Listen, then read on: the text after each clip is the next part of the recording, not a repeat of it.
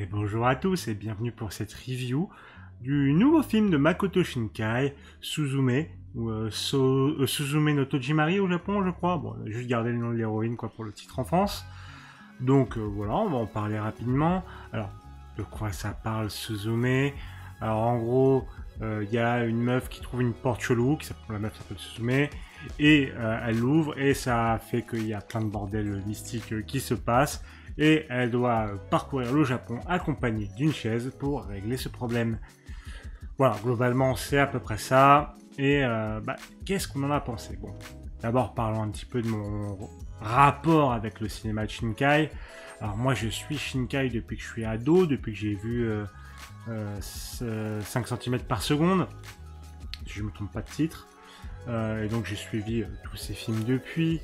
Je connais plutôt bien sa filmographie. Y en a que j'aime, d'autres que j'adore, d'autres que j'aime pas trop. Hein, pour citer quelque chose que j'aime beaucoup, il y a Your Name, hein, que vous connaissez je pense. Garden of Words, qui est un petit court-métrage vraiment génial et magnifique au possible, que je vous recommande très fort. Tenkinoko, donc Withering With You, de par chez nous, les enfants du temps, je crois que c'est les enfants du temps qu'on l'a appelé chez nous. Je l'ai trouvé sympa, très cool même si je comprenais les critiques vis-à-vis du film qui serait trop proche d'un Your Name, on en reparlera. Et j'avais pas du tout aimé les mondes d'Agartha, quelque chose comme ça, qui essayaient trop de faire Ghibli mais qui étaient complètement ratés de mon point de vue. Et donc ce Suzume, alors les premières bandes annonces sont sorties, je me dis ça risque de faire un peu comme Withering With You, c'est un peu trop comme Your Name, mais c'était un peu, enfin moi je trouve toujours que c'est un peu de mauvaise foi parce que les gens disent oui avec Shinkai c'est toujours une histoire d'amour, etc. Oui, l'amour est toujours au centre de ses films, c'est sa thématique phare, c'est sa thématique principale, c'est ce dont il a envie de parler. Du coup je trouve ça un peu dur de lui reprocher ça, bon, surtout que ses amours ne finissent pas toujours bien, et ça c'est un débat pour une autre fois. Mais donc on partait quand même toujours, enfin on voyait bien qu'il allait avoir une relation entre deux personnages, etc. Ça manque pas assez là. Mais pour vous donner mon ressenti, ce qui est cool, c'est que là, on n'a pas que le thème de l'amour qui est dans le film. Et là, c'est même pas le thème principal. C'est le thème de résolution, plus ou moins. Ah, c'est spoiler, l'amour résout tous les problèmes, blablabla. Bon, c'est pas vraiment un spoiler, hein. Mais enfin, quoi que c'est même pas vraiment, on n'est pas vraiment exactement dans une relation amoureuse là sur ce film-là, sur Suzume. Ce qui est cool, même si c'est quand même là. Mais voilà. Mais le thème principal du film, c'est le deuil. Que ce soit le deuil de l'être aimé, comme Suzume qui a un deuil à faire passer, ou le deuil de l'événement. Parce que pour le coup, les événements de Fukushima sont au centre vraiment de l'intrigue du film. C'est présent, tu le vois partout. Et vis-à-vis de ses conséquences et vis-à-vis des conséquences de ce que ça a engendré. C'est vraiment très central au film. Et ça, là-dessus, c'est très sympa. C'est très sympa. Je trouve que c'est plutôt bien traité. Et donc, j'aime beaucoup. De même, alors, j'ai beaucoup aimé les personnages. Et là, pour le coup, il y a beaucoup de personnages. Parce que, comme je dis, elle voyage à travers du Japon. Donc, on voit plusieurs endroits, type Kobe, on passe à Kyushu, on passe à Tokyo. Et du coup, déjà, on voit des beaux paysages. Bon, en même temps, j'ai envie de dire, c'est un film de Shinkai. Forcément, c'est beau partout, c'est beau tout le temps. Voilà. Je veux dire, le mec flex, c'est toujours beau, c'est toujours magnifique. Hein, il n'y a pas d'arnaque, il n'y a pas d'escroquerie, c'est beau. C'est beau et vous allez kiffer.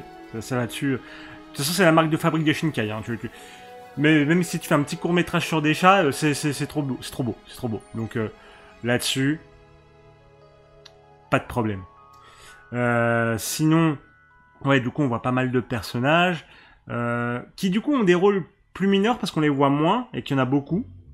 Enfin, ils sont disséminés au travers de son voyage.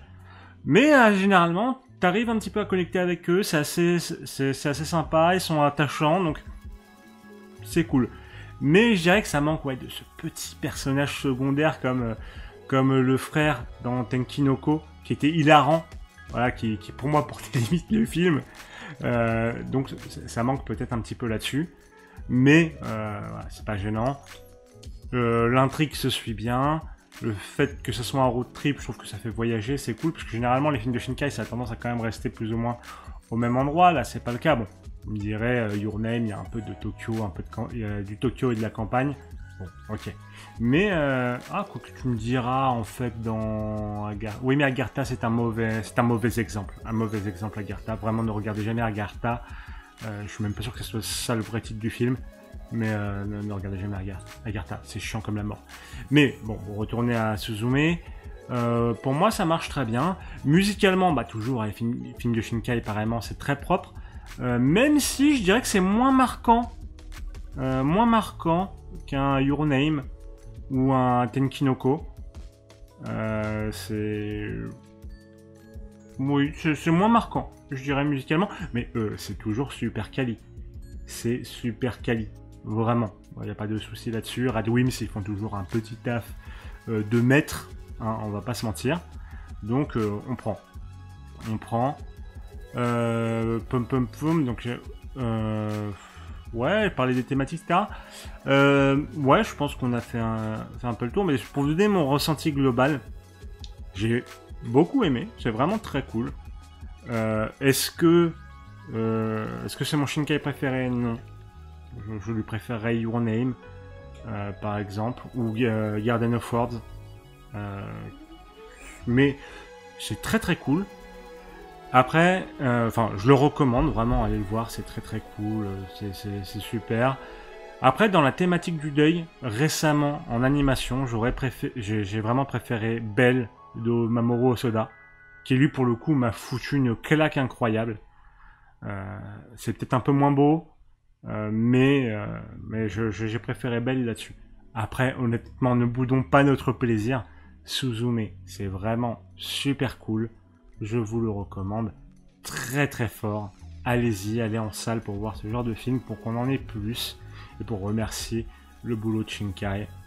Vraiment, c'est surtout, et je tiens surtout à féliciter le fait que ce soit le deuil qui soit au centre de son film et que ça change par rapport du coup à ses autres